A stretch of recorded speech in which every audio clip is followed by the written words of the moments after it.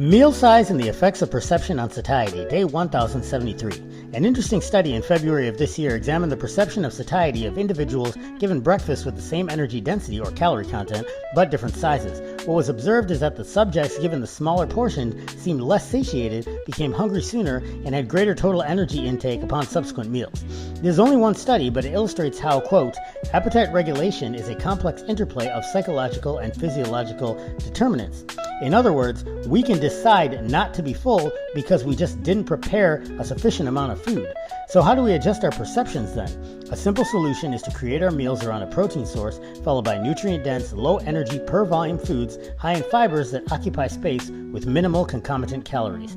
High-fiber vegetables are king in this regard, but also fruits and grains, although to a lesser degree.